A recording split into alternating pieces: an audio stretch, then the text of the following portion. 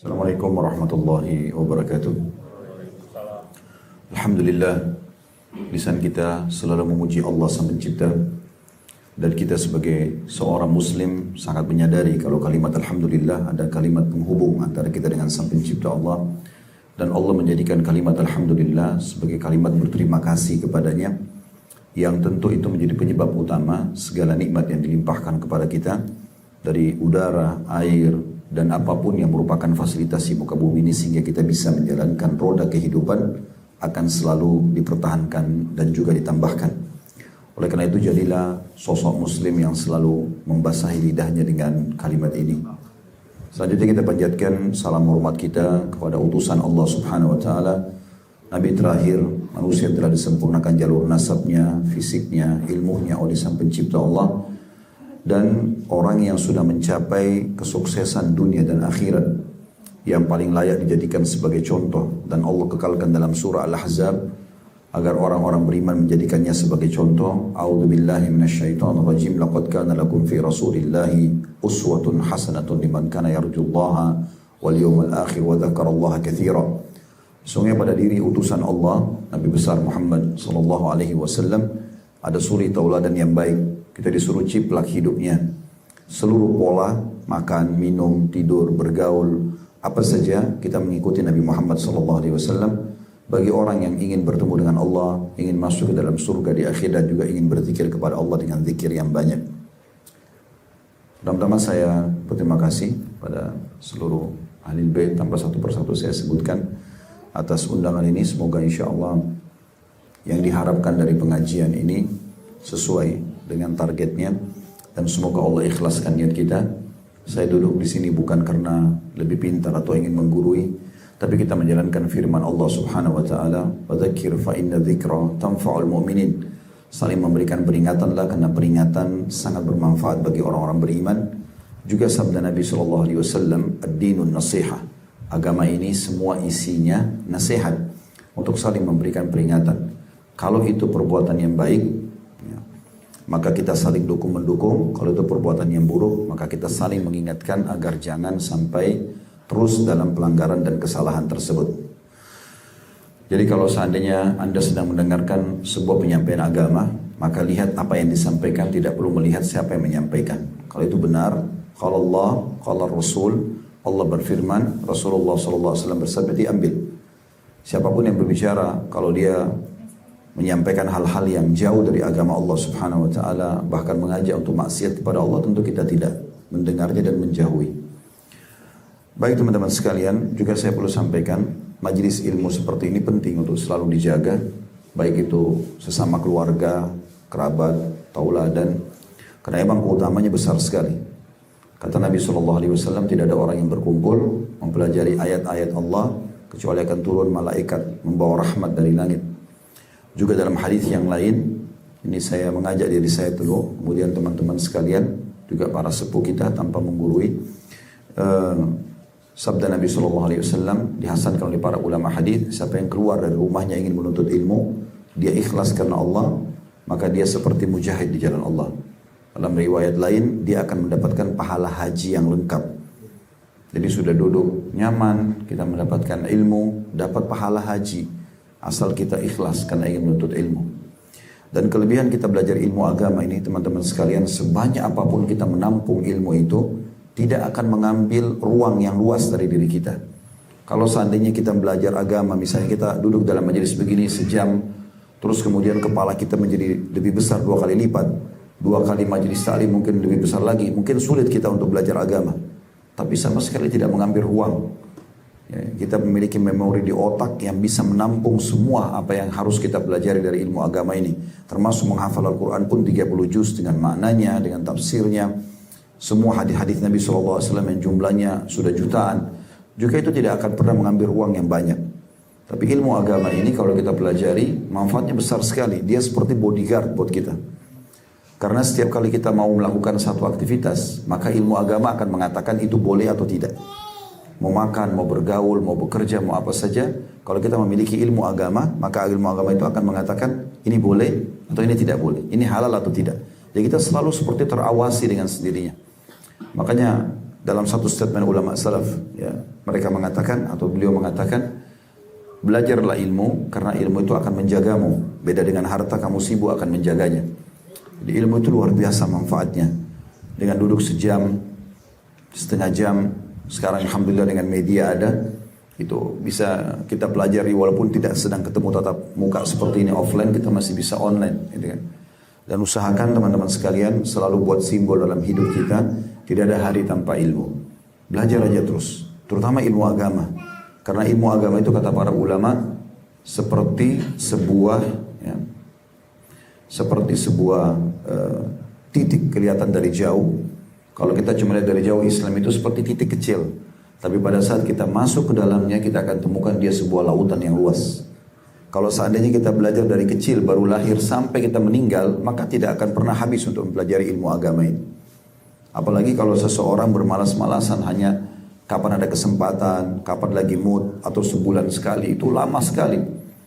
Allah subhanahu wa ta'ala sudah menjadikan kita minimal bertemu sekali sejumat. Setiap Jumat ada khutbah Jumat. Dan alhamdulillah sebagian besar kaum muslimin juga memaksimalkan 5 waktu sholat, ada kultum misalnya, mungkin dalam keluarga ada seperti ini, maka itu hal-hal yang sangat baik sekali. Baik teman-teman sekalian, judul kita pada kesempatan ini, rumahku adalah surgaku. Rumah ini disinggung dalam agama, dalam banyak dalil. Jadi memang kita disebutkan dalam sebuah hadis Nabi SAW, termasuk puncak nikmat Allah pada seorang hamba, itu justru di badan yang sehat, di tunggangan yang baik, dan rumah yang luas. Kenapa rumah disebutkan? Karena memang kalau rumah itu dibuat nyaman, ya, Masya Allah mungkin seperti kondisi tempat ini atau tempat-tempat yang lain, maka membuat kita juga jadi tentram di rumah. Dan kalau kita di rumah, kita lebih mudah untuk bisa beribadah kepada Allah Subhanahu Wa Taala. Bagi wanita misalnya kata Nabi SAW dalam sebuah hadis, paling dekatnya seorang wanita pada Tuhannya justru pada saat dia di rumahnya. Dalam riwayat lain di tempat tertutup dari rumahnya. Artinya dia sibuk dengan aktivitas rumahnya saja sudah bernilai pahala di sisi Allah Subhanahu Wa Taala.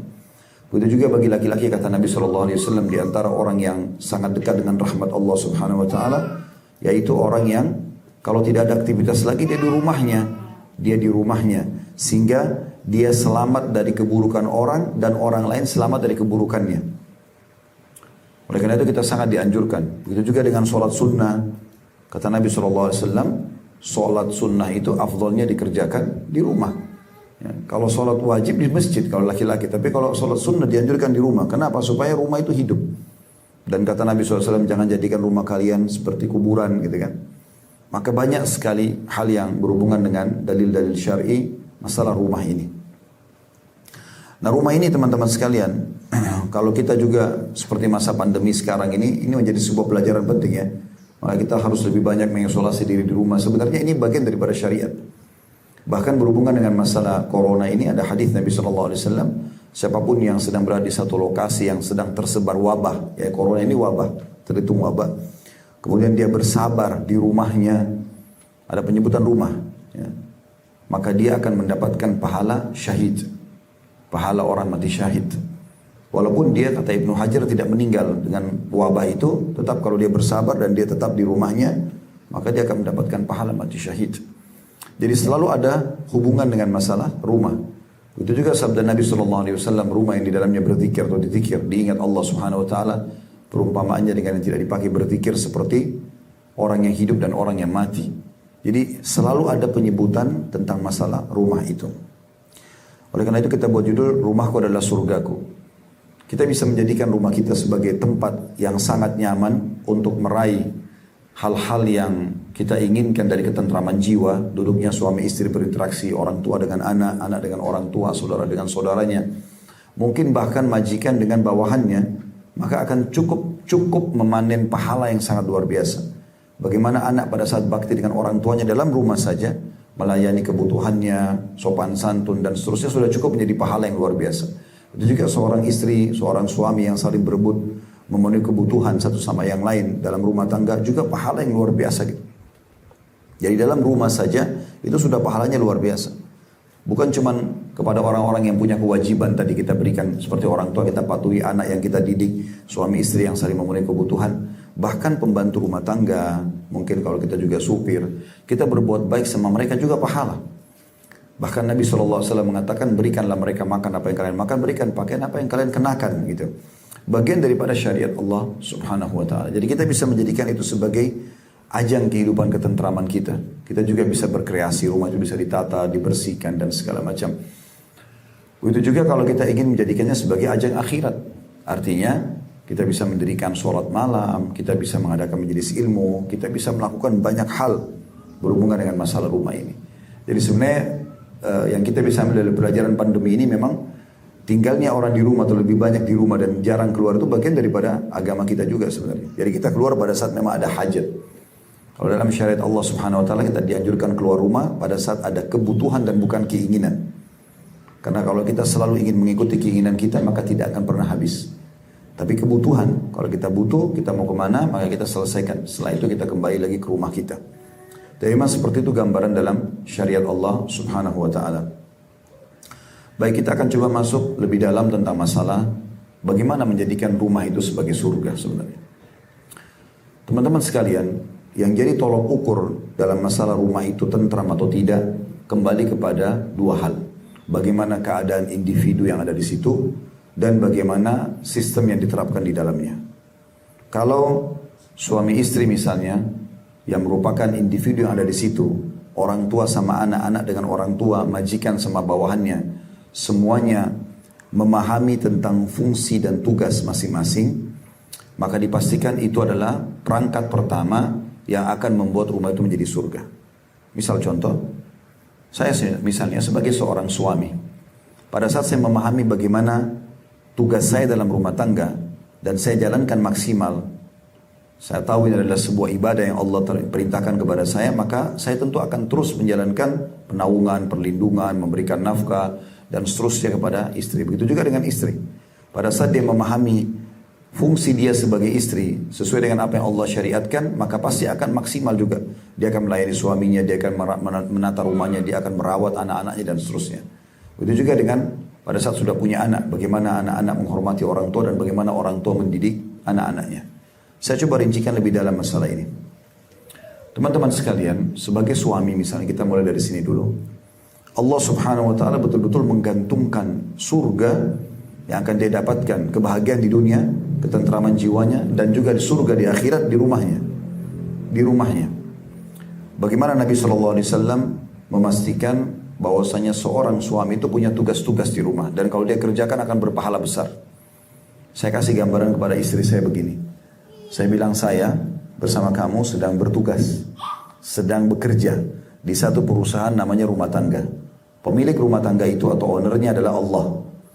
Kapan saya menjalankan tugas dan kamu juga menjalankan tugas, maka kita dua-dua akan mendapatkan gaji. Itu rasionalnya. Tapi memang semuanya karena Allah. Bukan karena yang lainnya. Karena kalau teman-teman membangun rumah tangga itu bukan karena Allah, maka kita sulit menerima dukanya. Kita hanya mau menerima sukanya. Saya kasih contoh supaya nanti kita kembali ke masalah rumah tangga. Kalau ada orang pergi haji, biayanya besar, jaraknya jauh, kita harus nginap di kemah di Mina. Beda sekali orang yang kerjakan karena Allah dengan orang kerjakan bukan karena Allah. Orang kalau kerjakan karena Allah, sepanas apapun cuaca di sana, selama apapun ONH plus aja, itu masih pakai di atas 20 hari, 23 hari, 25 hari gitu. Kita harus kerjakan pekerjaan, tinggalkan negara kita.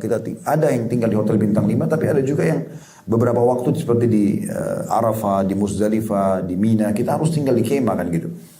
Dan kita merasakan sendiri pada saat jumroh panas, ya, kita harus jalan kaki, melempar, tidak bisa ada mobil ke tempat jumroh atau melontar gitu.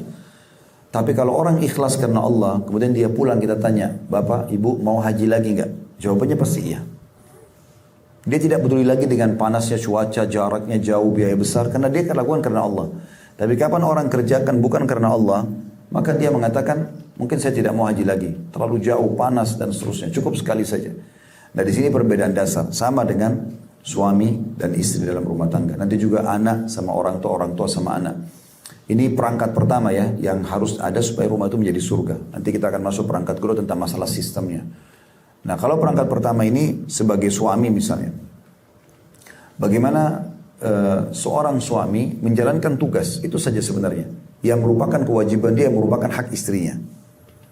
Jadi contoh misalnya, kewajiban pertama yang Allah bebankan sebagai setiap suami, firman Allah subhanahu wa ta'ala, a'udzubillahi minasyaitonirrajim, wa ashiruhunna bil ma'ruf. Gaulilah para istri itu, para wanita di rumah itu dengan cara yang baik dan santun. Jadi bukan kejantanan laki-laki itu dilihat dari emosionalnya, bukan dari matanya yang melotot, bukan dari tangannya yang melayang, bukan lisannya yang tajam. Tapi seorang laki-laki terlihat justru kedewasaannya dari kebijaksanaan dan kedewasaan. Dan Nabi SAW sebutkan itu dalam hadis. Kata Nabi SAW dalam hadis Bukhari, "Laisa sur'atu bil ghadab." Bukan kejantanan, keperkasaan, kedewasaan. Ya. Semua itu kebijaksanaan dilihat daripada emosionalnya seseorang. Walakinna sur'atu man malaka nafsu indal ghadab. Tapi kedewasaan, kebijaksanaan dilihat justru pada saat dia bisa mengontrol emosinya. Jadi Allah memerintahkan itu sebagai bentuk ibadah, dan kewajiban suami yang pertama adalah wa ashiruhunna bil ma'ruf. Gaulilah dengan cara yang baik. Kata Ibnu Abbas, gaulilah mereka dalam biologis dengan cara baik. Tapi secara umum ayat ini membicarakan tentang masalah kesopan santunan gitu. Ya, kemudian Nabi SAW menggambarkan, beliau mengatakan orang yang paling baik diantara kalian adalah orang yang paling baik akhlaknya, yang paling dicintai Allah, paling besar pahalanya, paling layak jadi teman, jadi pasangan itu adalah orang yang paling baik akhlaknya. Lalu kata Nabi SAW, dan tolok ukur seseorang itu baik akhlaknya justru baiknya pada istrinya. Jadi disebutkan dalam masalah itu, dan Nabi SAW mengatakan, dan ketahuilah aku orang yang terbaik dengan istrinya. Nabi SAW selalu bermuamalah dengan cara baik, tidak harus menghadapi semuanya dengan emosional. Nabi pernah marah, tapi bedakan antara orang tegas sama orang keras. Kalau orang tegas, ini boleh, ini nggak boleh, ini saya suka, ini saya tidak suka. Tapi bukan dengan keras. Keras tidak akan menyelesaikan permasalahan. Apalagi diikuti dengan emosional, karena akan buyar semua ide, akan melotot mata, lisan kita jadi tajam, tangan kita akan melayang, dan ini akan terjadi pelanggaran agama. Maka ini kewajiban pertama suami yang harus difahami. Ya. Namun sebelumnya ada yang saya lupa tadi, teman-teman sekalian, tanpa menggurui teman-teman yang sudah sepuh, mungkin lebih tua dari saya pun di sini, tapi ada satu hal yang saya lihat luput dari banyak rumah tangga kita di Indonesia. Yaitu mereka menikah bukan karena Allah. Maksudnya begini, banyak orang di antara kita menikah karena orang tuanya yang suruh, karena suka, karena faktor umur, karena faktor lingkungan. Semua ini teman-teman harus diubah. Kalau ada yang hadir di sini niatnya awal menikah karena itu semua, harus diubah niatnya. Niatnya karena Allah dan Rasulnya perintahkan. Jadi kalau kita niat karena ini ibadah, kita berada di sebuah bahtera namanya rumah tangga, yang apapun kita lakukan kita akan bernilai ibadah. Saya kasih contoh, kita kalau lagi puasa Ramadan, pada saat kita niat karena Allah, mau lakukan puasa karena ibadah, mulai sahur sampai terbenam matahari, apapun yang kita lakukan, kita lagi duduk, kita lagi jalan, kita lagi ngobrol, tetap kita berada di bahtera puasa. Jadi kita sedang ada di sebuah fasilitas ibadah gitu, iya, pahala. Nah sama dengan rumah tangga, mulai kalimat akad nikah sampai kita meninggal dunia, maka itu semuanya adalah ajang pahala, tapi syaratnya harus kita niatkan karena Allah Subhanahu wa taala. Jadi kalau niatnya dulu karena suka, karena cenderung, karena orang tua suruh, karena faktor umur teman-teman semua sudah menikah, ini harus diubah. Di detik ini pun kita harus ubah karena Allah Subhanahu wa taala. Kita kembali ke masalah tadi. Kewajiban pertama suami adalah muasyarah bil ma'ruf. Kewajiban yang kedua adalah memberikan nafkah, dan nafkah ini berkisar di 5 hal. Ini istri boleh menuntut suaminya, tapi sebatas kewajiban ini. Suami pun membatasi di kewajiban ini. Dalam kewajiban yang kedua itu memberikan nafkah. Dan ini berkisar di 5 hal, yaitu makanan, minuman, tempat tinggal, transportasi, dan juga pakaian. 5 hal ini yang dianjurkan untuk memenuhi dasar sekali dari istri. Sehingga dia selalu bisa betah di rumah karena semuanya ada. Mau makan apapun ada, mau minum apapun ada. Pakaian juga ada. Tempat tinggal juga layak semampu suami, dan juga transportasi. Dan ini yang Nabi SAW sebutkan dalam sebuah hadis, sesungguhnya istri kalian punya hak dari kalian, yaitu kalian menyiapkan pakaian yang terbaik, dan juga makanan, minuman, pakaian, dan tempat tinggal yang terbaik. Dan Allah Subhanahu wa taala menyebutkan dalam Al-Qur'an dalam surah At-Talaq, a'udzubillahi minasyaitonirrajim, askinuhunna min haitsu sakantum min wujudikum. Tempat tinggalkanlah mereka di tempat tinggal yang kalian tinggali, ya, sesuai dengan kemampuan kalian. Maka kalau bapak-bapak niatkan menyiapkan rumah itu karena Allah, karena Allah perintahkan saya untuk memberikan kepada istri saya ini agar dia tinggali. Tidak harus diganti nama, tapi dia tinggal di tempat yang layak. Sehingga dia selalu merasa nyaman saja di rumah itu, maka sudah cukup akan mendapatkan pahala. Selama tempat itu dipakai, ya air di kamar mandi dipakai, ya kursi di meja makan dipakai, di ruang tamu dipakai, ya lemari pakaian dipakai, apa saja, maka semua menjadi ajang pahala. Dan Nabi SAW merangkumkan semua itu, pengeluaran untuk makanan, minuman, pakaian, tempat tinggal, transportasi dalam sebuah hadis. Riwayat Bukhari Muslim, kata Nabi SAW, dinar yang kau keluarkan untuk fakir miskin, maksudnya sedekah, dinar yang kau keluarkan untuk pembebasan budak, dinar yang kau berikan untuk fakir, orang yang terputus jalan, ya. Dan dinar yang kau keluarkan untuk, dinar yang kau keluarkan untuk jihad. Ya, bukan putus jalan, tapi dinar yang kau keluarkan untuk jihad, dan dinar yang kau keluarkan untuk keluargamu jauh lebih besar pahalanya. Nah, jadi masalah nafkah ini adalah hal mendasar sekali yang harus diperhatikan gitu ya. Kemudian yang ketiga adalah keamanan dan ketentraman, keselamatan. Jadi kalau misalnya istri mengatakan ini di rumah ada bocor, maka tidak boleh seorang suami mengatakan iya nanti saya perbaikin. Karena biasa dianggap remeh, ya nanti aja. Ternyata mungkin dari situ masuk air, kemudian kena saluran listrik, lalu kemudian bisa nyetrum. Nah ini bisa berbahaya. Yang berefek-efek yang berbahaya bagi istri dan anak, ini akan menjadi tanggung jawab si suami. Dan tidak boleh dibiarkan sama sekali. Jadi kalau ada istri yang sudah mengeluhkan, kemudian suaminya bilang, nanti aja. Ya, kemudian istrinya akhirnya pegang listrik, kemudian kesetrum dan meninggal, suaminya menanggung dosa membunuh. Karena dia bertanggung jawab di sini. Ini contohnya. Begitu juga perlindungan, misalnya dari kejahatan-kejahatan kriminal, orang yang ingin berbuat kejahatan ini harus dilakukan. Dan kalau seorang suami bisa melindungi istri dan anaknya dengan baik, maka dan dia sampai terbunuh pun, kata Nabi SAW, dan termasuk orang yang mati syahid adalah orang yang membela kehormatan keluarganya, istri dan anaknya. Ada perampok masuk ke rumah lalu kemudian kita bela, atau apa saja kehormatan keluarga kita, maka secara otomatis kalaupun kita terbunuh kita akan mati syahid. Kemudian yang keempat masuk dalamnya adalah masalah pendidikan. Dan pendidikan di sini lebih mendasar ke masalah pendidikan agama, terutama kewajiban istri harus diingatkan. Karena banyak suami mereka berharap istrinya menjadi seperti yang dia inginkan, tapi dia belum pernah mengarahkan didikannya ke sana. Kalau kita belum faham, maka kita bisa menggunakan fasilitas yang ada supaya memang bisa terarah kepada pendidikan agama itu. Allah Subhanahu wa taala menyebutkan dalam surah Tahrim surah nomor 66 ayat 6 masalah ini. A'udzu billahi minasyaitonir rajim. Ya ayyuhalladzina amanu qu anfusakum wa ahlikum nara wa quduha an-nasu wal hijaratu 'alaiha malaikatun ghiladun syidadun la ya'sunallaha ma amarahum wa yaf'aluna ma yu'marun. Hai orang-orang beriman, selamatkan dirimu dan keluargamu dari api neraka. Bagaimana bisa selamat dari api neraka? Dengan pendidikan agama. Enggak mungkin tidak. Ajarkan kepada dia tentang mana yang haram, mana yang halal. Kalau tidak tahu, kita bisa hadiahkan buku, kita bisa perdengarkan ceramah, kita bisa biarkan dia membuat majelis ilmu di rumah. Allah mengatakan selamatkan dirimu dan keluarga dari neraka yang bahan bakarnya dari manusia dan batu. Yang bahan bakarnya dari manusia dan batu dan dijaga oleh malaikat yang kasar, yang keras. Mereka tidak pernah bermaksiat kepada Allah dan mereka selalu menjalankan apa yang Allah titahkan. Nah, ulama mengatakan ayat ini menjelaskan tentang adanya kewajiban suami memberikan perlindungan dan pendidikan, ya, terutama berhubungan dengan masalah agama. Kemudian juga saya akan sisipkan di sini masalah mengenal karakter istri atau karakter wanita. Nanti kita akan masuk juga ke masalah istri. Ya. Kalau Allah Subhanahu Wa Taala sudah menciptakan wanita itu dominan perasaan, dan kita sebagai laki-laki harus bisa memahami masalah ini. Perasaan itu lebih peka dan sensitif, gitu.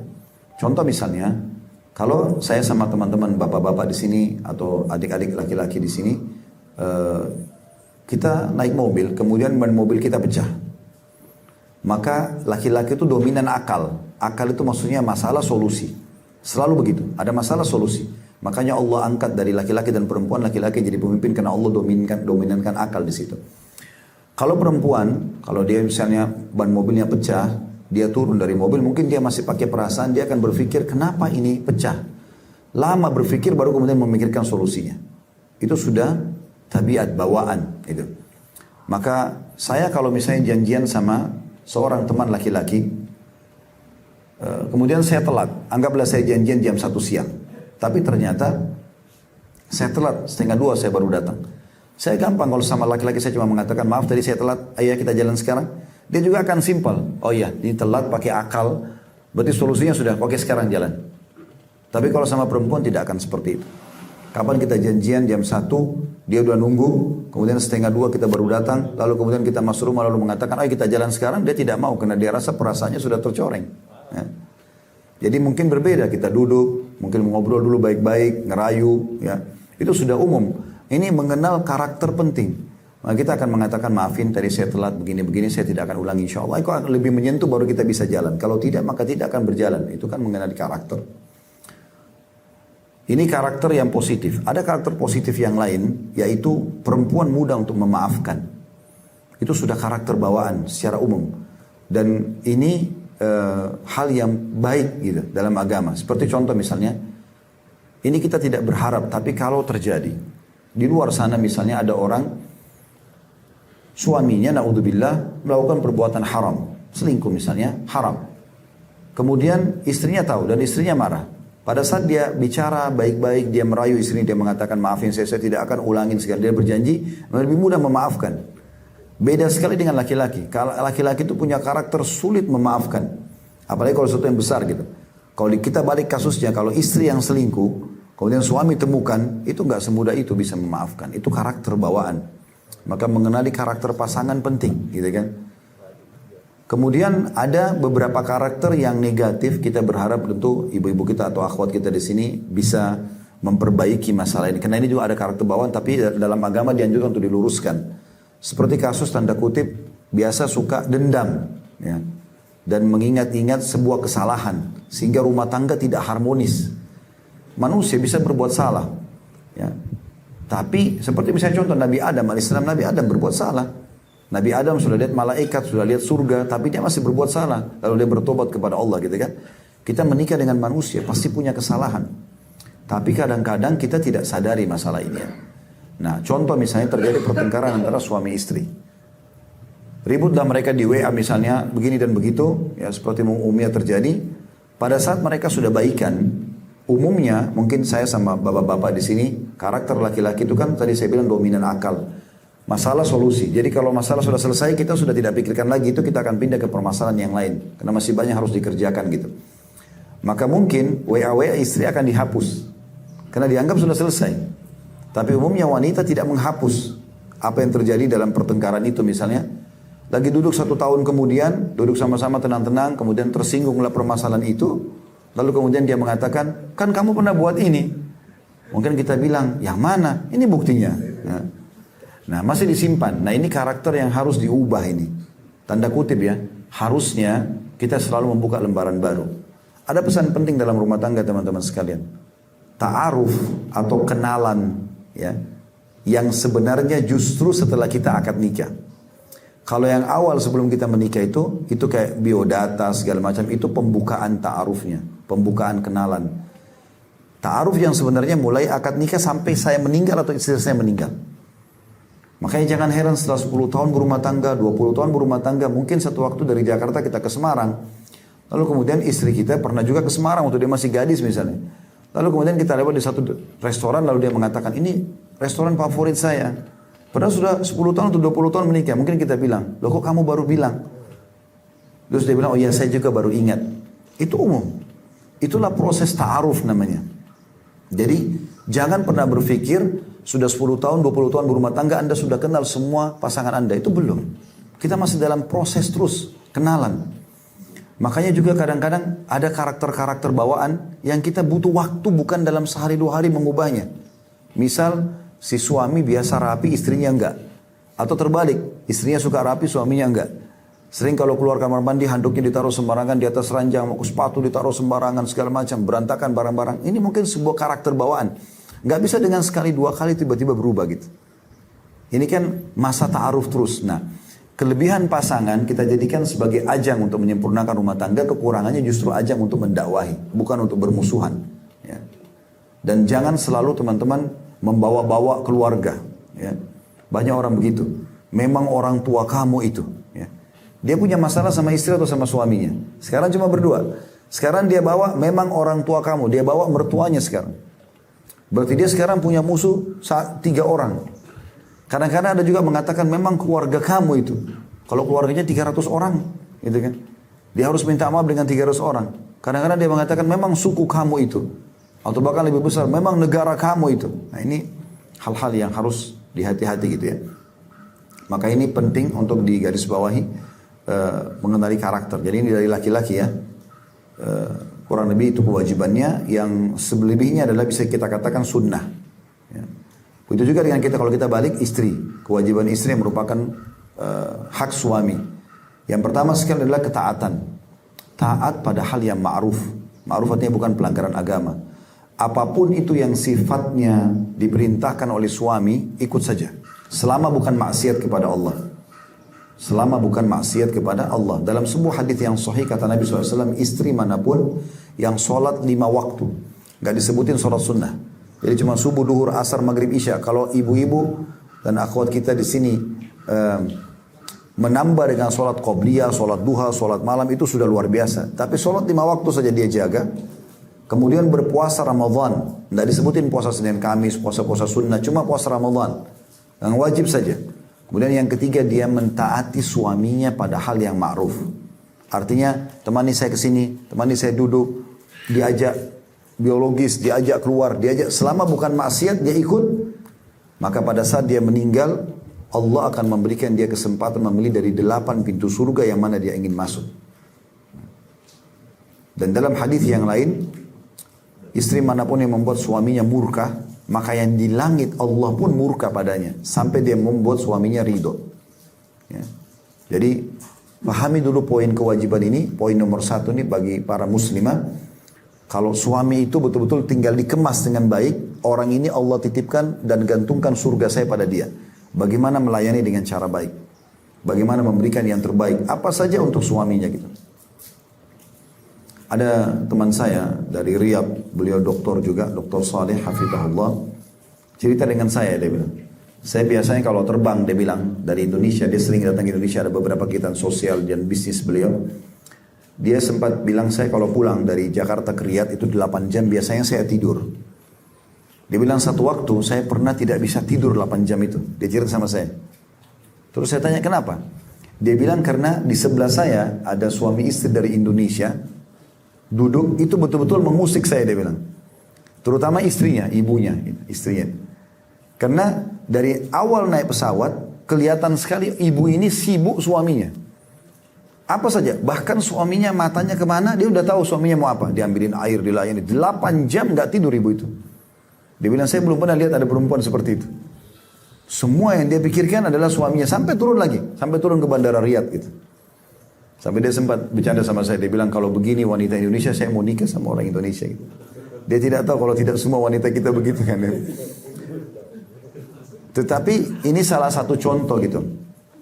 Ada memang wanita yang sudah memahami, kalau suaminya tanpa lagi melihat fisiknya, adalah sumber dia mendekatkan diri kepada Tuhannya, Allah Subhanahu Wa Taala.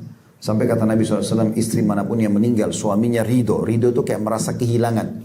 Kecuali dijamin masuk surga. Jadi jangan sampai nanti ibu-ibu meninggal suaminya bilang alhamdulillah. Karena selama hidup buat masalah terus gitu kan. Ya, jadi itu masalah yang ini poin pertama. Mentaati suami pada hal yang ma'ruf. Tapi kalau berbau maksiat nggak boleh. Kalau ibu-ibu disuruh buat sesuatu yang haram dalam agama jangan ikutin. Kayak misalnya lagi puasa Ramadan. Udah batalin puasa kamu. Nggak boleh. Karena itu kan wajib. Kita harus bedakan ya. Mana hak wajib haknya Allah dengan hak wajibnya makhluk. Begini maksudnya. Kalau kita sholat 5 waktu itu kan hak wajibnya Allah. Kan Allah wajibkan ya, kita harus kerjakan. Menjawab panggilan orang tua, kalau orang tua lagi panggil nak misalnya, atau menjawab panggilan suami, dipanggil istrinya, maka wajib juga menjawab. Tapi kalau ketemu antara wajib hak Allah dengan hak wajib hak makhluk, kita dahulukan hak wajibnya Allah. Lagi sholat 5 waktu, gak boleh ibu batalin karena suami panggil. Gak boleh ibu batalin atau kita batalin karena orang tua kita panggil. Tapi bedakan, kalau hak sunnahnya Allah, misalnya lagi sholat sunnah, lagi puasa sunnah, ketemu dengan hak wajibnya makhluk, wajib didahulukan hak makhluk. Kayak misalnya kita lagi sholat sunnah, orang tua kita panggil, batalin sholat sunnahnya. Kita lagi sholat sunnah, suami panggil, batalin. Karena memang menjawab dia wajib, dan ini sunnah. Istri lagi puasa sunnah, suaminya panggil, suruh layani biologis, dia batalin puasa sunnahnya. Tapi nggak boleh terjadi kalau di puasa Ramadan atau puasa wajib. Nah ini salah satu bagian dari hukum syariat Allah Subhanahu Wa Taala. Kata Nabi SAW, la ta'ata illa fi ma'ruf. Gak boleh ada ketaatan kecuali pada hal yang dibolehkan. Dalam riwayat lain, la ta'ata li makhlukin fi ma'siyati khaliq. Tidak ada ketaatan pada makhluk yang berbau maksiat kepada Sang Pencipta. Ya, jadi itu ketaatan. Makanya ibu-ibu hati-hati mau keluar rumah izin. Apa saja suami. Cari ridho dia gitu kan. Bahkan kata Nabi SAW, istri ahli surga adalah istri yang kalau dia menyakiti suaminya atau disakiti oleh suaminya, maka dia akan datang memegang tangan suaminya sambil mengatakan, saya tidak bisa memejamkan mata saya sampai kau ridho kepada saya. Mungkin secara zahir, ibu-ibu kalau pikirkan hadis ini, seakan-akan, tanda kutip ya, menyudutkan wanita. Kok dia kalau menyakiti oke lah, tapi kalau dia disakiti pun dia yang datang sama suaminya. Allah lebih tahu bu ya. Kalau penciptanya Allah, pencipta kami laki-laki adalah Allah. Allah lebih tahu. Laki-laki itu kalau ibu makin merendah dengan dia, mengalah, maka yang ada yang muncul sifat kepemimpinannya. Dia akan lebih menaungi. Beda dengan perempuan gitu. Maka Allah lebih tahu. Kalau laki-laki, saya sama bapak-bapak di sini memang Allah ciptakan kulit kami ini memang untuk menghadapi matahari, nagih utang, sholat berjamaah, ngantar jenazah, jihad, memang untuk di luar gitu. Jadi kami sebenarnya tidak butuh sunblock, nggak butuh hand body, nggak butuh segala macam. Ya. Ini memang Allah sudah ciptakan begitu. Dan orang kalau di luar, maka sifat defense-nya lebih kuat, pertahanan. Ya. Kalau ibu mau menghadapi suami dengan cara seperti cara luar, ya, tanda kutip sini kayak cara premanisme ya, tanda kutip ya, marah-marah, melotot matanya, kasar kalau minta sesuatu, maka yang muncul adalah suami akan menghadapi ibu seperti menghadapi orang di luar sana. Tapi kalau ibu menggunakan justru yang Allah berikan, kelemah lembutan suara, lembutnya kulit, ya, memang ibu dikasih sifat kasih sayang lebih besar karena ibu hanya hamil, punya anak. Ibu memang punya sifat itu. Ibu gunakan itu, maka dengan itu pasti bisa meraih hati suami. Makanya Nabi SAW mengatakan, justru kalau ibu bilang, kamu salah, kamu buat begini, saya ada buktinya. Itu ada defense pasti. Umumnya begitu. Tapi kalau ibu mengatakan tadi, kalau saya ada salah, maafin saya. Maka pasti suaminya akan mengatakan, enggak, saya yang salah. Saya sudah lakukan seperti ini. Karena dia merasa dihormati, itu karakter. Kalau memahami ini, maka akan sangat lebih mudah untuk menjalani rumah tangga itu. Ya. Maka ini poin pertama yang harus digarisbawahi tentang masalah ketaatan. Jadi taatnya ibu pada suami pada hal yang ma'ruf, berarti taat kepada Allah Subhanahu Wa Taala. Yang kedua, ada hal yang mendasar di sini sebenarnya masuk juga di laki-laki. Tadi lupa saya sebutkan, tapi kita gabungkan saya keduanya. Salah satu hak pasangan adalah hak biologis. Ya, ini memang juga perlu disinggung. Jadi istri perlu memenuhi kebutuhan suami, suami juga memenuhi kebutuhan istri. Dan Nabi SAW menggantungkan di situ pahala yang besar. Kata Nabi SAW, fi bidi ahdikum sadaqah, di kemaluan kalian ada pahala sedekah, ada pahala yang besar. Maka seorang sahabat mengatakan, ayati ahaduna ahla walahu fihi ajr. Apakah seseorang di antara kami melakukan interaksi biologis sudah nikmat kemudian dapat pahala lagi? Kata Nabi SAW, ara'aitum law wada'tum fil haram alakumul wizr. Tidakkah kalian lihat kalau kalian letakkan pada yang haram, maka kalian dapat dosa. Kan orang kalau zina dosa. Kalau kalian berarti melakukan interaksi halal biologi, maka dapat pahala. Dan kadar besarnya dosa zina, begitulah kadar besarnya pahala yang didapatkan kalau orang interaksi biologi suami istri. Jadi ini juga termasuk hak yang harus dipenuhi. Nah, cuma memang banyak orang yang kadang-kadang tidak memenuhi maksimal dalam masalah ini. Dia tidak niatkan karena Allah Subhanahu Wa Taala. Padahal kalau dia niatkan ibadah selain dapat kenikmatan, dia dapat pahala. Juga tidak boleh melupakan doa. Karena kata Nabi SAW, siapa yang ingin interaksi biologis dan membaca Allah jannibna minasyaitani wa jannib syaitani ma razaqtana. Ya Allah, jauhkanlah kami dari syaitan, jauhkan syaitan dari apa yang telah Engkau karunia kepada kami. Kata Nabi SAW, kalau Allah karunia anak dari hubungan biologis tersebut, maka anak itu tidak akan pernah diganggu oleh syaitan selamanya. Maknanya tidak akan nakal gitu. Dia akan bakti dengan doa ini gitu.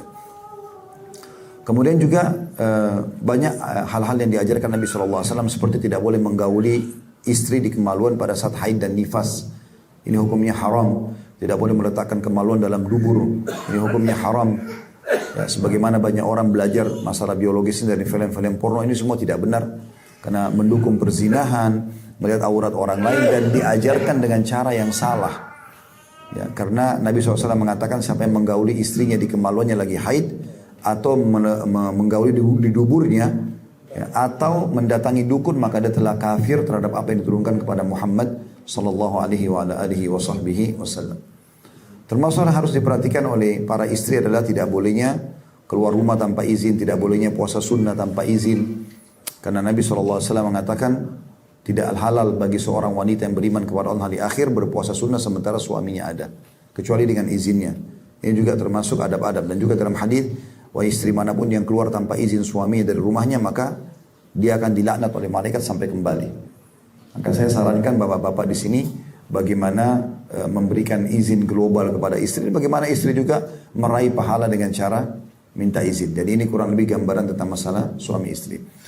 Kemudian teman-teman sekalian, kita harus pahami juga dalam masalah suami istri ini, kalau kita menikah dengan manusia, pasti manusia itu ada saatnya dia senang, dia sedih, dia marah, dia tenang. Maka ini semua harus juga kita pahami. Jangan selalu merasa idealis, semuanya harus baik. Kalau mau tidak ada masalah bisa nikah dengan balon saja. Dia mau marah, kita mau marah, enggak, dia diam aja. Tapi kalau sama manusia nggak bisa. Maka Abu Darda, radhiyallahu anhu, sahabat Nabi yang mulia, mengatakan kepada istrinya Abu Darda, ini sahabat Nabi kepada istrinya sahabiat Nabi, orang-orang yang mulia gitu. Dia mengatakan, wahai Abu Darda, kalau seandainya aku sedang marah, maka ridhokanlah aku. Jangan justru balas juga dengan emosi, maka tidak akan selesai. Dan kalau kau sedang marah, maka aku akan ridho kepadamu. Maksudnya aku tidak akan melayani dan aku juga akan memaafkan. Kalau tidak, maka tidak akan bisa berjalan rumah tangga ini dengan baik. Juga pada saat anak ada, kita pindah ke komponen individu yang lain, anak. Anak adalah amal jariah yang sangat besar. Kata Nabi SAW, semua yang kalian lakukan akan menjadi pahala buat kalian, dan termasuk anak kalian adalah amal kalian. Kayak saya sekarang ceramah di sini, walaupun kedua orang tua saya sudah meninggal rahimahumullah, mereka panen pahala saya. Karena saya lahir dari sperma ayah saya juga lahir dari di kantong sel telur ibu saya, dan juga tumbuh besar dari ASI beliau. Maka ini anak-anak adalah aset amal jariah. Kata Nabi SAW, termasuk hal yang paling besar pahalanya kalau yang ditinggal oleh seseorang yang meninggal itu adalah anak yang soleh. Cuma memang masalah anak ini ada hal-hal yang ingin saya berbagi. Ya. Yang pertama teman-teman, didikan agama pada anak-anak itu. Didikan agama. Jadi agama ini bukan pilihan tapi kewajiban. Banyak orang di antara kita menganggap agama ini kayak pilihan. Seperti orang kalau mau kuliah pilih fakultas agama saja. Bukan begitu. Dia walaupun kita nggak belajar formal atau legal di lembaga, maka agama ini kita punya kewajiban untuk kita pelajari. Kita harus tahu mana halal, mana haram. Itu yang akan ditanyakan nanti pada hari kiamat gitu. Maka didikan anak-anak kita masalah agama. Tidak ada ruginya mereka belajar agama itu. Kalaupun mereka ambil jurusan umum, tetap harus ada mungkin kursus ya, tambahan. Mereka kursus Al-Quran, mereka kursus agama. Panggilkan guru-guru di rumah yang mereka bisa datang, kalau anak perempuan sama guru perempuan, laki-laki sama guru laki-laki. Maka ini penting. Ya. Yang kita sayangkan sekarang, bahkan banyak orang tidak mau memasukkan anaknya ke pesantren. Karena bahasa pesantren ini seakan-akan penjara. Ya, biasa orang tuanya bilang sama anaknya, kalau kau nakal nanti ayah atau ibu masukkan kau ke pesantren. Yang ditangkap oleh anaknya, pesantren ini momok yang menakutkan. Padahal di pesantren, saya pernah di pesantren. Ya, saya dengar sini Masya Allah ternyata dari Bugis ya, Masya Allah. Saya pun orang tua saya dari Bone gitu. Ya, sama mungkin dengan Masya Allah keluarga di sini. Dan saya dulu lahir di Makassar, saya juga dulu masuk di pesantren di Makassar. Saya lihat sendiri pesantren itu bagaimana tuh masih SMP. Azan disuruh ke masjid. Tiap hari kita belajar ayat Al-Quran, hadis Nabi SAW. Itu modal dasar gitu. Nanti setelah selesai SMP, SMA atau Tsanawiyah dan Aliyah, mereka masuk jurusan lain itu gak ada masalah. Atau kalau dari awal jurusan umum, maka jangan lepaskan masalah agama. Karena itu akan mendidik anak-anak kita jadi baik gitu. Akan jadi baik sekali. Jadi ini berhubungan dengan masalah pendidikan. Jangan anggap remeh pendidikan agama. Kemudian juga yang kedua, ini yang paling baik menurut kami, idealnya ya, usahakan orang tua yang selalu menentukan tentang anak-anak. Jadi keputusan ada di tangan orang tua. Saya kasih contoh begini. Banyak orang tua, ini contoh saja, misalnya si laki-laki ini, si ayah umurnya 35 tahun, ini contoh saja. Istrinya 30 tahun misalnya. Anak dia 7 tahun, mau dimasukkan sekolah di SD. Dibawalah si anak ini ke salah satu sekolah yang menurut orang tuanya mungkin mau didaftar di sana. Mungkin ada 2-3 sekolah didatangi, anggaplah 2 sekolah. Yang satu sekolah ini dindingnya warna coklat, yang satu dindingnya warna biru misalnya. Lalu si orang tua ini, suami istri datang komunikasi dengan teman-teman yang ada di sekolah situ, ya, para staf pengajar dan staf administrasinya misalnya. Lalu ditanyalah masalah kurikulum, masalah biaya dan segala macam. Setelah itu ada yang unik kadang-kadang terjadi. Kedua orang tua ini nanya anaknya, nak mau sekolah yang mana? Maka si anak ini kebetulan kena suka warna biru, dia akan mengatakan yang itu saja. Padahal anak ini tidak tahu kurikulum, tidak tahu biaya, tidak tahu jarak. Dan ini banyak terjadi kesalahan ini. Sehingga akhirnya anaknya menentukan di saat memang belum saja dia menentukan. Saya melihat Allahu'alam, orang tua yang berhasil itu justru orang tua yang selalu menentukan buat anaknya. Saya di rumah, saya biasakan begini. Pada saat saya beli pakaian, misalnya saya akan belikan lalu saya kasih Ina, ya. Saya kasih langsung, mereka tinggal pakai. Istri saya juga sudah membiasakan apa yang dia masak di rumah, apa yang disiapkan, maka itu yang dimakan oleh anak-anak. Kadang-kadang ada ibu-ibu tidak paham masalah ini. Dia niatnya baik sebenarnya. Dia bilang, nak pengen makan apa, misal. Lalu anaknya bilang, saya ingin ayam goreng, anggaplah begitu. Kita bicara anak-anak masih kecil ya, kalau anak nanti sudah dewasa mungkin agak berbeda. Tapi kalau kita bicara masih awal kan mereka sama kita. Biasanya nanti mereka pisah sama kita kalau sudah kuliah, sudah berumah tangga kan berarti selama itu fase itu mereka tinggal sama kita. Kalau misalnya ibu bilang, nak mau pengen makan apa? Anaknya bilang ayam goreng misalnya. Lalu ibunya bilang, baik besok ya ibu buat. Ini contoh kasus. Besok ibu lupa masak ayam goreng. Pas anak kita ke meja makan, buka 7 sajinya, ternyata tidak ada ayam goreng. Kira-kira apa yang akan dia katakan? Mana ayam goreng saya ibu? Ibu bilang lupa nak. Ah ibu ini. Nah bahasa ah ibu ini itu yang ditegur dalam Al-Quran. Apa yang Allah bilang? Wala taqul lahuma uffin. Jangan pernah ucapkan kalimat ah pada orang tua kalian. Jadi kita tidak sadar kita buat dia masuk ke alur itu. Ya kan? Ah ibu ini, ah ayah ini. Itu sudah cukup masuk dalam bab durhaka. Nah ini tergantung bagaimana orang tuanya mendidik dia gitu. Jadi kalau kita membiasakan dari awal, nah ini rezeki makan ya hari ini, ini pakaian ya.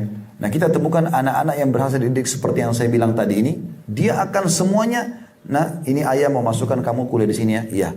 Nah ayah atau ibu mau nikahkan kamu sama ini ya, iya. Semuanya iya. Karena dari awal memang orang tuanya bentuk seperti yang orang tuanya mau. Nah ini pola pendidikan yang kadang-kadang luput dari banyak orang tua gitu. Padahal sebenarnya ini sangat baik gitu. Makanya saya temukan, saya pribadi merasakan itu soalnya. Saya sampai umur 40 tahun pun, sebelum ayah meninggal kemarin di Makassar, beliau meninggal corona tahun lalu di Agustus. Sebelum beliau meninggal, di umur saya pun yang sudah di atas 40 tahun, saya masih sering komunikasi sama beliau dan konsultasi gitu. Bagaimana menurut saya panggil Abah, bagaimana menurut Abah. Dan saya rasakan itu. Saya merasa tidak perlu lepas dari orang tua saya. Karena memang dari awal, pola yang diterapkan memang seperti itu. Ini diantara hal yang positif sekali, yang harusnya bisa diperhatikan. Tapi kalau sudah terlanjur berjalan, maka paling tidak kita sudah menerapkan apa yang Ali bin Abi Thalib katakan. Didik anak kalian dengan 7 kali 3 tahun. 7 tahun pertama itu semua dengan kelemah lembutan. Jadi memang apapun yang mereka lakukan, memang ini waktu bermain di 7 tahun ini. Dia manjat, dia ini, dia segala macam, itu sudah alamnya. Semua anak-anak hampir sama begitu. Maka gunakan kelemah lembutan. Contoh misalnya, anak kita naik ke atas pohon dan kita tahu berbahaya.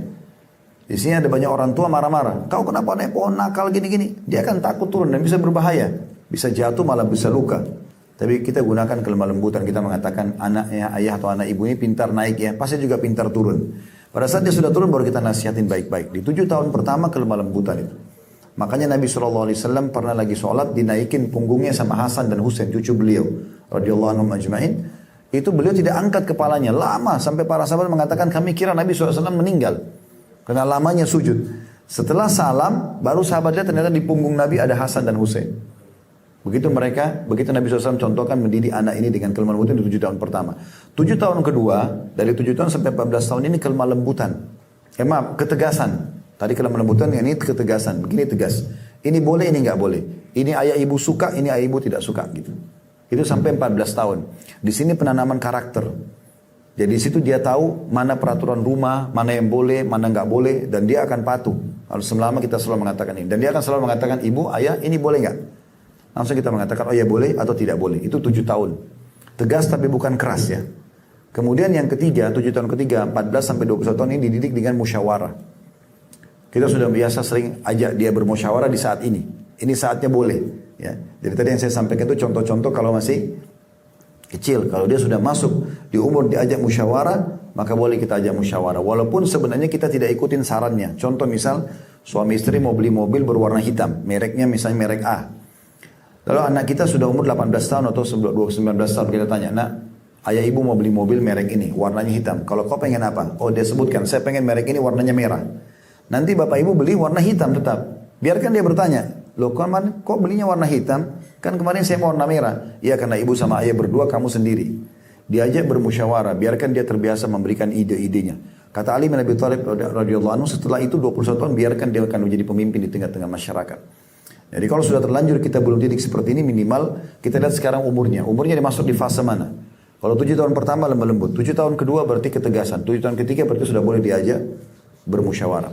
Dan anak-anak ini aset amal jariah teman-teman. Apapun yang bapak ibu isi di situ, maka akan seperti lembaran putih. Itu yang terisi. Kalau anak-anak biasa teriak-teriak di rumah, berarti orang tuanya begitu biasa di rumah. Kan dia lihat apa yang dia lihat. Saya kadang-kadang subhanallah pernah lihat anak saya masih kecil, bapak ibu sekalian, umurnya 2 tahun setengah gitu. Dia duduk, istri saya sampai sortingin, dia pegang Al-Quran ibunya di rumah, mushaf sambil dia ngoceh-ngoceh, padahal dia nggak bisa baca. Ternyata karena dia biasa lihat istri saya pegang itu. Nah, pernah juga terjadi kalau seseorang misalnya di kasus lain, bukan di tempat kami alhamdulillah, tapi misalnya orang tuanya pernah marah banting pintu, maka anak menangkap itu, semua direkam. Dan rekaman ini berbahaya sekali, kapan dia salah maka akan salah semua ke depan, kapan dia baik maka akan baik ke depannya. Maka kita jadikan anak-anak kita sebagai aset amal jariah. Kemudian kita pindah ke komponen yang terakhir adalah masalah, atau 2 komponen terakhir ya, yaitu masalah sebaliknya anak kepada orang tua. Kalau kita sebagai orang tua sudah berhasil mendidik mereka terbiasa patuh dan melayani kita, apalagi faham agama, maka akan terjadi bakti kepada orang tua itu. Mereka akan hormati itu. Ya, mereka akan hormati sampai orang tua kita sudah tua pun masih dihormati dan mereka mengejar pahala. Itu karena tadi sudah ada kerangka faham agama dan juga pola pendidikan untuk menghormati orang tua yang sudah diterapkan. Ini penting ya. Kita berbeda sekali dengan orang non muslim kalau mereka nggak penting. Kalau teman-teman lihat keadaan di negara-negara non-muslim itu, kalau mereka sudah mulai maju, berhasil, orang tuanya sudah tua, dimasukkan di panti jompo. Penuh di negara-negara mereka itu panti jompo. Padahal mereka masih sehat sebenarnya, tapi ditaruh panti jompo karena anaknya tidak mau urus. Sudah tinggal transfer uang tiap bulan kebutuhannya. Bahkan pernah terjadi di beberapa wilayah di negara-negara non-muslim, itu pada saat orang tuanya meninggal ditelepon, ini orang tua meninggal, ya sudah nggak apa-apa, berapa biaya pemakamannya saya transfer. Udah dia tidak lihat bahkan mati orang tuanya. Kalau kita tidak seperti itu dalam Islam. Ya. Makin kita dewasa, kita sudah balik, maka makin besar tanggung jawab kita kepada orang tua. Dan makin kita berbuat kebaikan-kebaikan pada orang tua, maka makin besar pahalanya. Apa yang teman-teman lakukan di sini kepada orang tuanya akan dibalas pada anak-anak kita nanti. Makanya Nabi SAW mengatakan, berbaktilah pada kedua orang tua kalian, Allah akan karuniakan anak yang berbakti pada kalian. Jagalah kesucian kemaluan kalian, Allah akan jaga kesucian kemaluan pasangan kalian. Jadi memang kaidahnya seperti itu. Jadi kalau dari sekarang kita bakti sama orang tua, pastikan anak-anak kita nanti juga akan diberikan seperti itu. Ada teman saya, dia bernama Ahmad ya, dipanggil Syekh Ahmad beliau. Tinggal di negeri Syam. Waktu kami cerita tentang masalah bakti sama orang tua, dia cerita ada kejadian nyata di pasar di dekat rumah beliau di Syria. Dia bilang ada satu orang terkenal sekali bapak itu, sangat sayang sama anaknya, cuma satu anaknya laki-laki. Apa yang anaknya minta selalu dipenuhi. Gitu. Sampai satu waktu jalan di pasar, kemudian dia marah sama anaknya. Anaknya minta sesuatu, bilang ayah tolong belikan. Ayahnya ini mengatakan maaf nak, uang masih belum ada di rumah. Tiba-tiba si anak pukul ayahnya. Anaknya dia udah dewasa nih, dipukul anak ayahnya. Maka hampir satu pasar itu, kata teman saya ini, mau ngeroyokan si anak tadi. Ini gimana caranya anak mukul orang tua, nggak masuk akal gitu. Tapi itu terjadi. Dan ayahnya langsung mengatakan begini, udah jangan dipukul anak saya. Maka ada satu orang situ yang kenal ayahnya ini marah mengatakan, kenapa anda masih membiarkan anak durhaka seperti ini untuk tidak dihukum gitu. Dia bilang saya tiba-tiba teringat dulu waktu saya umur seperti itu anaknya umurnya 18 tahun. Dia bilang saya ingat tiba-tiba di sini Allah ingatkan saya di tempat ini waktu saya umur 18 tahun pernah saya pukul ayah saya juga. Allah hukum kasus yang sama di tempat yang sama gitu. Ya, jadi sebaliknya kalau kita bakti sama orang tua kita juga akan dibakti. Itu sudah umum. Nah ini komponen yang harusnya dibangun dengan baik, hubungan yang baik terjalin ya. Kemudian yang terakhir adalah komponennya antara atasan sama atau pemilik rumah sama pekerja. Teman-teman sekalian, yang menjadi PRT kita, yang menjadi supir kita, itu manusia. Mereka kalau keadaan ekonominya seperti kita, maka tidak akan menjadi seperti itu. Mereka maaf, tanda kutip bukan hewan yang bisa semau kita saja menyiksa mereka, menyusahkan mereka. Ada kadang-kadang orang karena kurang pengetahuan agamanya, maka tidak mau kenal jam, tidak mau kenal waktu. Tidak ada waktu istirahat bagi pembantu di rumah tangganya. Maka biar jam berapapun harus dipaksa dan seterusnya. Ya, alasan saya sudah bayar kamu, saya sudah begini dan begitu. Ini tidak boleh. Allah subhanahu wa ta'ala akan mengawasi kita. Ingat teman-teman, kita punya Tuhan satu. Dan Allah ini maha adil. Saya kasih contoh begini, sebelum kita masuk ke masalah pembantu atau pekerja kita, atau staf kita di kantor. Kalau ada kucing lewat, kemudian tiba-tiba Anda ini iseng tendang kucing itu. Anda pikir, oh kucing, dia tidak bisa melawan. Dia kesakitan meraung, kemudian dia pergi. Atau dia kesakitan, dia pergi. Tapi jangan lupa, satu waktu Anda akan jalan nanti, dengan sepatu baru di jalan yang lurus, tapi Anda akan keseleo, jatuh. Hukuman dari Allah karena Anda pernah menendang kucing itu. Allah punya cara. Maka hati-hati. Dan ada dalam Islam namanya syamata. Syamata itu menganggap remeh orang. Hati-hati. Umar bin Khattab berkata begini radhiyallahu anhu. Kalau seandainya ada seorang wanita hamil lewat di hadapanku, lalu aku mengatakan, ih perutnya besar ya. Aku khawatir Allah pun membuat perutku besar pada saat itu. Itu namanya syamata, nggak boleh. Kita nggak boleh anggap remeh orang. Kalau ada orang lebih rendah secara ekonomi, secara fisik daripada kita atau jenjang-jenjang yang lain, maka kita bersyukur kepada Allah subhanahu wa ta'ala. Bukan justru kita gunakan untuk menilai atau menghina orang lain. Ini penting, karena bisa berbalik keadaan itu. Allah bisa membalikkan keadaan yang naudzubillah kita tidak berharap itu tentunya. Gitu kan? Pernah ada satu kejadian nyata, ada suami istri, Masya Allah hidupannya mampu gitu, tapi ini kisah itu ya, si laki-laki ini, suami ini pelit sekali. Ada orang minta-minta, orang miskin minta-minta, selalu ditolak sama dia. Istrinya selalu memberi. Satu waktu ada orang ketuk-ketuk pintu, terus dia lagi makan malam, istrinya buka pintu, ternyata orang miskin. Dia sampaikan suaminya, ada orang minta, nggak usah dilayani, suruh pergi saja. Maka istrinya mengatakan, coba membela. Ini sudah berapa kali orang yang datang minta, kenapa tidak mau dikasih? Sedekah itu baik. Intinya terjadi perdebatan pada saat itu, tetap dia tidak mau. Maka suaminya marah-marah. Kalau kau tidak mau ikut sama saya, tidak ingin, terserah. Pokoknya mau ribut lah, mau tinggal, mau berpisah pada saat itu. Subhanallah, kejadian terjadi berumah tangga itu berjalan dalam 1 tahun ke depan, cerai suami istri ini. Dengan hikmah Allah terjadi perceraian. Setelah cerai, ekonomi suami jatuh, maka jadi miskin dia. Lalu berjalan, mungkin perempuan ini menjanda sekitar 2 tahun, dilamar oleh seorang laki-laki yang kaya juga. Menikahlah. Setelah menikah, berjalan waktu, beberapa waktu gitu berjalan, terjadi mirip kasus itu. Kasusnya adalah lagi makan malam, dan suaminya sekarang ini orang baik, dermawan gitu. Ada yang ketuk-ketuk pintu. Lalu kemudian si istrinya buka pintu, dia setelah pamit sama suami, dia buka pintu. Pada saat buka pintu dia menangis. Kenapa? Karena dia lihat depan pintu mantan suaminya dulu. Jadi pengemis sekarang. Dan dia kembali ke suaminya sekarang. Dalam kondisi menangis, suaminya mengatakan, kenapa? Dia bilang ada orang yang minta-minta depan pintu. Dan itu ternyata mantan suami saya. Kata si suaminya sekarang, kasih apapun yang dia mau. Dikasih, disuruh kasih, bahkan si suaminya keluar untuk memberikan langsung. Lalu dia mengatakan di depan mantan suaminya perempuan tadi, apa Anda tahu siapa saya? Kata mantan suaminya, tidak, saya tidak tahu. Dia bilang, saya pengemis dulu yang minta berapa tahun depan rumah Anda. Anda menghina dan saya dengar menghina. Untuk apa urus orang miskin, untuk apa begini? Dan juga Anda memarah-marah istri Anda. Pada saat itu saya berdoa sama Allah.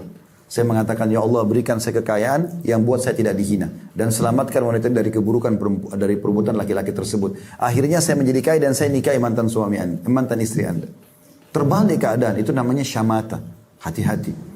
Jadi kalau seandainya ada orang punya kekurangan yang tidak ada pada kita, kita bersyukur sama Allah. Kata Nabi SAW, siapapun yang lihat kekurangan pada diri orang lain yang tidak ada pada dia, pincang, cadel, tuli, apa saja, punya kekurangan, kita mengatakan, Alhamdulillahilladzi afani mimma btala bihi. Segala puji bagi Allah yang telah menyelamatkan aku dari apa yang diujikan kepada orang ini. Wa faddalani ala katsirin mimma khalaqa tafdila, dan memberikan aku kelebihan yang banyak dibandingkan orang ini. Itu lebih baik daripada kita menghina orang lain. Karena ada orang biasa begitu, temannya cadel dicontohin, temannya pincang dicontohin, ini nggak boleh. Ini masuk dalam syamata. Bisa berbalik keadaan tadi sebagaimana saya kasih contoh. Nah jadi keadaan teman-teman kita kembali tadi masalah PRT, tukang kebun, supir, mereka ini kalau keadaan ekonominya kayak kita tidak mungkin mereka seperti itu. Tapi mereka dijadikan oleh Allah Subhanahu Wa Taala untuk melayani kita. Kata Nabi SAW, sesungguhnya pelayan-pelayan kalian adalah orang-orang yang telah Allah tundukkan untuk memenuhi kebutuhan kalian, maka berikanlah hak-hak mereka. Berikanlah hak-hak mereka. Kita berikan pakaian. Bahkan ada orang subhanallah, pembantu rumah tangganya mungkin sudah 10 tahun sama dia. Sejadahnya gak pernah dikasih. Mukena aja gak pernah dikasih. Kenapa? Tempatnya, kasurnya kotor. Panas, gak ada kipas angin. Kenapa gak dimanusiakan gitu? Padahal semua itu ada pahalanya. Kata Nabi SAW, di setiap denyut nyawa ada pahala. Di setiap denyut nyawa ada pahala gitu. Dari mana kita tahu? Mungkin kalau kita berbuat baik, kita berikan makanan teman-teman sekalian, kita berikan kebutuhannya, lalu kemudian dia sholat malam, dia berdoa untuk kebaikan buat kita. Saya terapkan di rumah ini. Kalau saya di rumah, saya setiap kali pulang, kalau habis beli buah-buahan misalnya, saya udah bilang sama istri saya, pertama sekali keluarkan dulu buat teman-teman yang membantu kita di rumah ini. Belum kami sentuh gitu. Anak-anak pun saya masih larang gitu. Dikeluarkan langsung anggurnya, apelnya dikeluarkan. Nih, buat mereka. Kita bila bahasakan ini buat kalian ya. Mereka makan, baru kemudian kita makan. Sehingga tidak terbuka pencurian makanan di rumah, tidak segala macam. Dan juga kita menghilangkan sifat pelit kita yang hanya mau kasih orang kalau sudah mau rusak, bekas-bekas. Ya, berikan sesuatu yang baik. Allah menilai itu. Ada kisah yang menarik. Di sini namanya Rabi' ibn Haytham rahimahullah, seorang ulama tabi'in. Beliau pernah mau makan, karena beliau tidak rewel di rumah, istrinya sampai tidak enak sama dia, sampai pernah masakan namanya halwa. Halwa ini zaman itu makanan mewah gitu. Bahannya mahal, buatnya susah, lama digodok. Mereka belum punya alat kayak kita sekarang untuk jadi makanan yang mewah, penuh dengan jenis kacang-kacangan yang mahal segala macam. Dimakan oleh orang-orang tertentu. Satu waktu Rabi' ibn Haytham ini kedatangan muridnya dari luar kota. Kemudian istrinya tahu, istrinya buatkan makanan halwa itu, dihidangkan di depan Rabi' ibn Haytham ini. Pada saat dihidangkan, anaknya keluarkan, anak laki-lakinya keluarkan, baru dia mau ambil potongan makanan sama tamunya, tiba-tiba ada yang ketuk pintu rumah. Maka dia pun kasih isyarat anaknya suruh buka pintu itu. Dibuka pintu itu. Begitu dibuka, di depan pintu orang gila. Digambarkan dalam kisah ini, orang gila ini kotor sekali pakaiannya, penuh dengan debu, dan maaf ini kisahnya begitu. Air liurnya netes-netes. Minta makanan. Maka Rabi' ibn Haytham tunjuk wadah piring yang ada halwa tadi, makanan mewah itu. Anggaplah Bapak Ibu mungkin tahu makanan yang favoritnya apa, biasa dibeli, itu mahal misalnya, mewah gitu. Itu disuruh hidangkan, suruh kasih ke orang gila. Orang gila disuruh kasih itu. Anaknya sebagai anak yang patuh bawa. Dan niatnya mau kasih satu aja, satu potong. Tapi begitu dibawa ke depan orang gila lihat makanan enak, diambil semua. Dimakan sampai habis.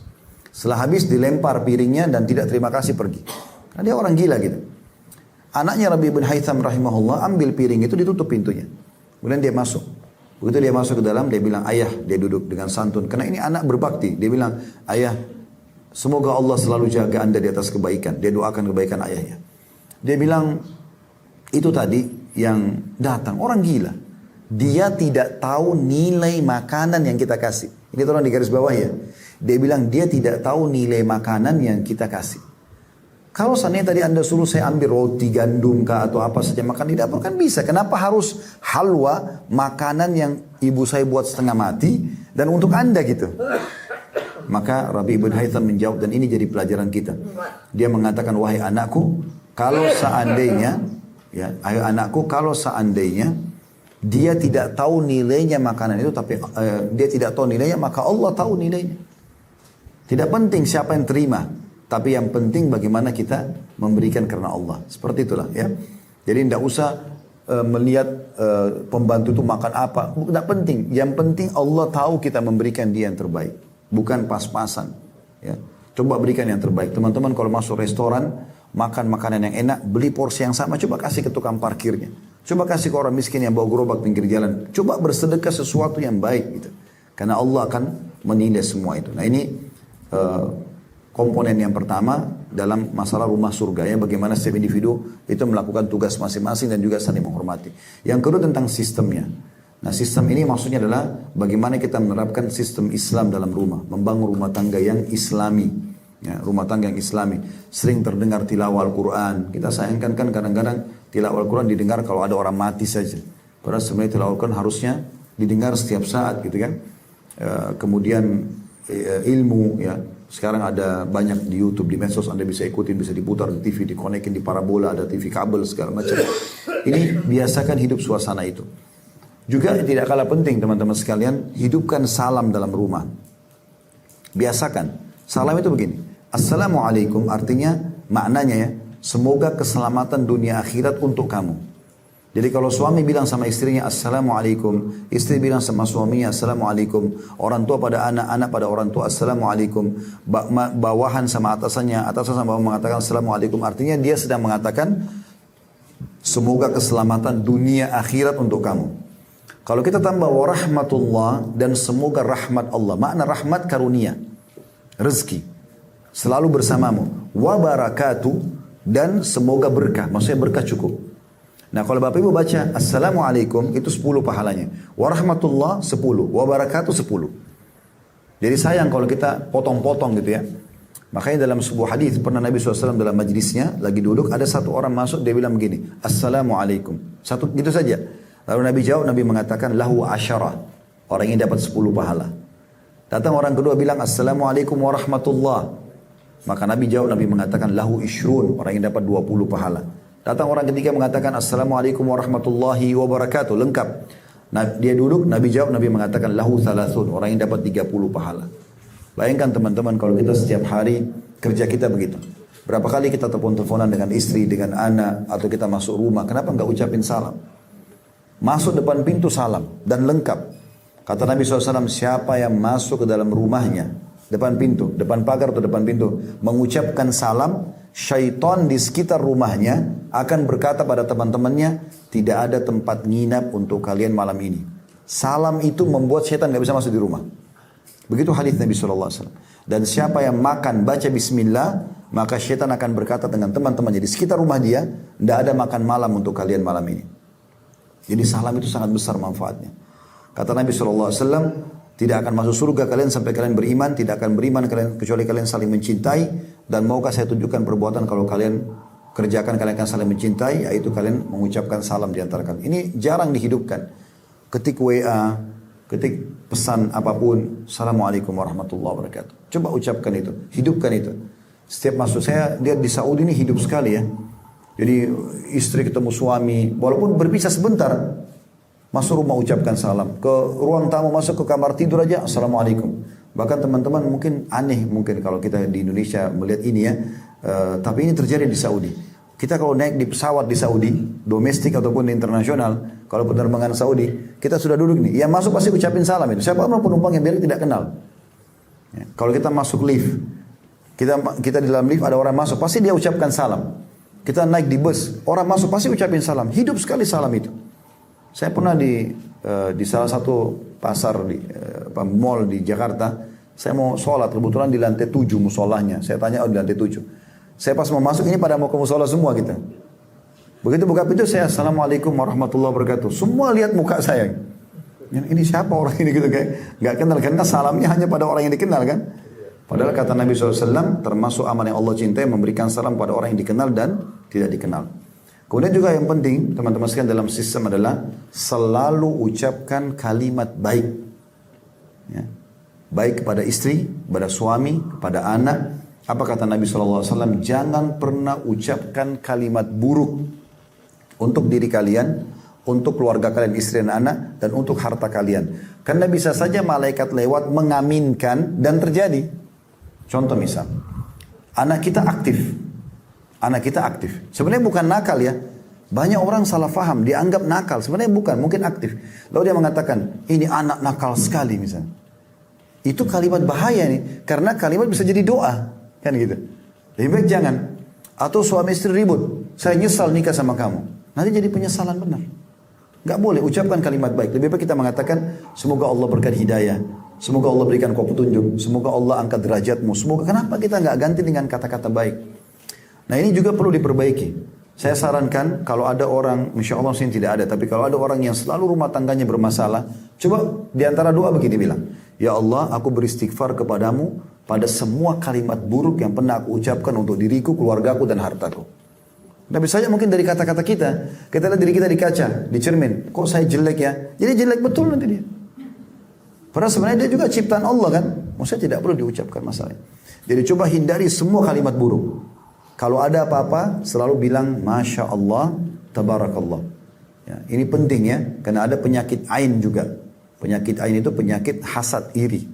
Kata Nabi SAW, hati-hati dengan penyakit ain atau mata panas, karena dia betul-betul terjadi. Dan mayoritas umatku meninggal karena penyakit ain. Jadi kalau ada rumah Masya Allah seperti ini, kalau ada yang datang bertamu ya, ke sahibul baitnya bilang, kalau orang bilang, oh rumahnya bagus ya, kita yang bilang, Masya Allah, Tabarakallah. Kita yang selalu bilang, anak kita lucu. Ada yang lihat, oh anaknya lucu ya, Masya Allah, Tabarakallah. Oh badannya sehat, Masya Allah, Tabarakallah. Selalu itu. Karena banyak orang tidak tahu dia kena ain. Mayoritas umatku meninggal justru karena ain. Ya. Ada orang suami istri akur, tapi kena selalu ekspos kemesraannya. Ada orang dia tidak suka, jadi kena ain, ribut. Itu terjadi sekali. Harus hati-hati. Ini sudah ada bahasan kami di YouTube tentang masalah ain dan berbahaya sekali. Kata Nabi SAW, hati-hati dengan ain karena itu benar terjadi. Ya. Jadi jangan sampai kita memamer-mamer sesuatu. Kalau ada memang orang pas lihat ya silakan. Hindari masalah-masalah ekspos ya. Di Saudi itu ada terjadi anak kecil lucu sekali, anak perempuan itu. Dia lagi menari-menari, ibunya syuting. Diangkat di medsos. Subhanallah, 3 jam kemudian masuk rumah sakit. Sakit tanpa sebab. Orang kalau tidak tahu ain, tidak sadar ini. Saya kasih gambaran lain di Riyadh, ada satu anak prestasi, juara terus di sekolahnya. Dari SD sampai SMA. Begitu masuk kuliah, dia selalu sama sepupunya berdua. Selalu juara dan bersaing sama sepupunya nih. Satu waktu pas masuk kuliah, tiba-tiba tanpa sebab dia bangun tidur hilang ingatan. Dan dicek sama dokter, di otaknya itu ada cairan. Itu kisah nyata. Masuk ke rumah sakit terbaik di Riyadh pada saat itu, di ibu kota Saudi. Dokter bilang ini tidak ada cara lain kecuali harus operasi, cairannya harus dikeluarkan. Ada satu orang dari keluarganya kebetulan faham agama, dia datang kepada seorang syekh. Kalau kita di Indonesia itu kiai atau ustadz gitu. Ditanya, ada kejadian seperti ini, apa saran anda? Kata syekhnya, saran saya coba cari siapa keluarganya yang kurang suka sama dia. Atau hasad, iri mungkin sama dia.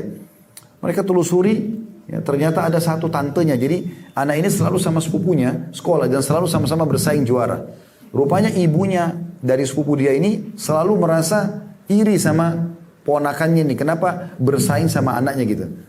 Lalu mereka datangi baik-baik, kata syekhnya, kalau kita ketemu datang baik-baik, minta air wudunya. Disuruh wudu lalu kemudian disiram, dimandikan kepada orang yang sedang sakit itu. Mereka lakukan, disiram ke badannya orang yang kena tadi ain itu, tiba-tiba hilang cairan di otaknya dan dicek sama dokter tidak ada lagi. Nah, itu pernah terjadi di zaman Nabi Muhammad SAW ya. Ada seorang sahabat tampan sekali, kulitnya putih bersih, sampai diistilahkan seperti mirip anak gadis yang dipingit. Dan zaman dulu orang tidak ada tempat mandi dan WC dalam rumah.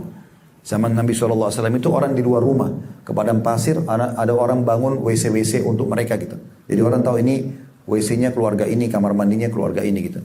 Nah untuk laki-laki dari pelapa-pelapa kurma itu biasanya cuma sampai di kepala saja. Jadi bagian kepala kelihatan. Untuk perempuan tertutup semua. Itu membedakan kamar mandi zaman dulu. Nah laki-laki ini mandi. Dan pada saat dia mandi ada satu sahabat lewat. Ini orang iri sama orang yang mandi nih. Dia mengatakan, anak gadis yang dipingit saya tidak semulus kau kulitnya. Tiba-tiba pingsan. Ya, begitu hadis sahihnya. Ya, tiba-tiba dia pingsan. Yang mandi tadi itu pingsan. Pada saat dia pingsan dilaporkan kepada Nabi Muhammad SAW. Ya Rasulullah begini kejadiannya. Kata Nabi SAW, siapa tadi yang lihat dia waktu mandi? Mereka bilang si fulan. Lalu Nabi panggil. Nabi bilang, kenapa kau tidak bilang, ya Masya Allah, Tabarakallah. Kenapa kau tidak puji Allah pada saat lihat orang ini? Disuruh dia wudu atau disuruh dia mandi lalu disiram kepada orang yang pingsan tadi lalu dia bangun. Nah ini contohnya gitu kan. Kalau di Saudi itu sudah biasa di rumah-rumah orang, biasanya di depan pintunya dikasih kaligrafi Masya Allah, Tabarakallah. Jadi orang begitu masuk rumah, lihat itu dulu gitu. Ya, biasanya begitu. Tapi kalau tidak kita ucapin aja gitu kan. Kita ucapin itu kalau misalnya ada orang yang puji ya. Jadi ini beberapa sistem yang harusnya memang kita jaga gitu kan. Selain daripada itu memang kita coba hidupkan ibadah-ibadah, kita sholat berjamaah, kita hidupkan zikir pagi petang ya. Tadi ada buku, saya kasih itu ada zikir. Insya Allah bisa dibagi ke keluarga mungkin. Ada 134 doa, di antaranya ada tulisan itu zikir pagi petang. Dibaca pagi dan dibaca sore hari. Itu kalau kita sering baca insya Allah, Allah akan selamatkan kita dari segala macam mara bahaya. Allahu a'lam. Baik ini bahasan kita insya Allah. Mudah-mudahan bisa diambil manfaat dari situ. Baik mungkin kita tutup dengan kafaratul majlis. Subhanakallahumma bihamdika. Asyhadu an la ilaha illa anta astaghfiruka wa atubu ilaik. Assalamualaikum warahmatullahi wabarakatuh.